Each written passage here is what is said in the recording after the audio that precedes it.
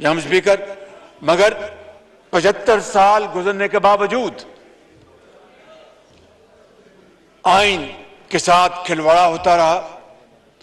اس ملک میں ایک سے زیادہ مرتبہ مارشل لا آئے اور وہ کئی دہائیوں وہ مارشل لا اس ملک کے اوپر وہ قائم رہے، مسلط رہے، جس کے نتیجے میں جناب اسپیکر پاکستان 2 لخت بھی ہوا اور جمہوریت کا پودا وہ اتنا طاقتور نہ ہو سکا جتنا کہ اس کو ہونا چاہیے تھا، اور یہ پارلیمان وہ اس کی جو نشو و نما، اس کی طاقت وہ اس طرح سامنے ابھر کے نہ آ سکی جس طرح کہ اس کو آنا چاہیے تھا۔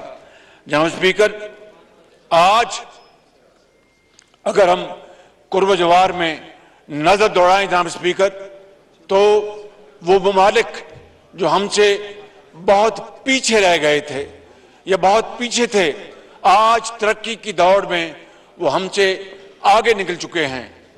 جناب اسپیکر، جنازہ نکل رہا تھا، اگر یہ اس وقت متحدہ اپوزیشن جناب اسپیکر اگر سیاست کو مقدم رکھتی تو پھر ریاست کا خدا حافظ تھا۔ ہم سب نے مل کر مشاورت کی اور فیصلہ کیا کہ ہمیں ریاست کو بچانا ہے، سیاست بچتی رہے گی۔ ریاست کو نہ بچایا تو خدا نہ خواستہ سیاست صفحہ ہستی سے مٹ جائے گی۔ جناب اسپیکر، یہ وہ تھا فیصلہ جو اس فرنٹ بینچ میں بیٹھے جو ہمارے قائدین ہیں انہوں نے مل کر کیا، مشاورت کے ساتھ کیا۔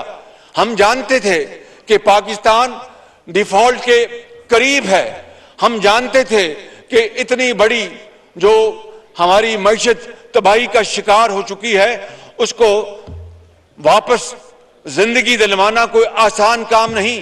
ہم جانتے تھے کہ بے روزگاری جو ہے وہ عروج پر ہے، ہم جانتے تھے کہ مہنگائی وہ ہے وہ عروج پر ہے، لیکن جناب اسپیکر کیا ہم چور دروازے سے آئے؟ یہ پہلا موقع ہے جناب اسپیکر کہ وزیر اعظم ہاؤس پر کسی نے چڑھائی نہیں کی، بلکہ یہ ایوان ووٹ کی طاقت سے انہوں نے آئین اور قانون کے مطابق انہوں نے اس بدترین کرپٹ حکومت کو بدلا اور اس چیلنج کو قبول کیا۔ میں آج یہ بات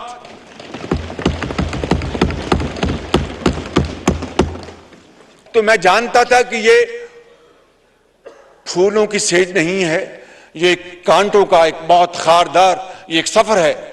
میں نے اللہ تعالیٰ کا نام لے کر ان کی معاونت سے یہ ذمہ داری قبول کی، وگرنہ جناب اسپیکر وزیر اعظم اگر بننا ہوتا تو ماضی میں اگر نظر دوڑاؤں اور آپ کی خدمت میں صرف چند مثالیں پیش کروں تو وہ کافی ہیں۔ 1993 میں بلکہ 92 میں ایک صدر تھے، آج اس دنیا میں نہیں ہیں، لہٰذا کوئی اس دنیا سے چلا جائے تو اس کے بارے میں بات نہیں کرنی چاہیے، نہ میں کروں گا، لیکن اس گفتگو کے ایک نہیں ایک سے زیادہ لوگ اس کے گواہ ہیں۔ انہوں نے مجھے کہا کہ تم وزیر اعظم بن جاؤ، باقی ریسٹ از ہسٹری۔ اس کے بعد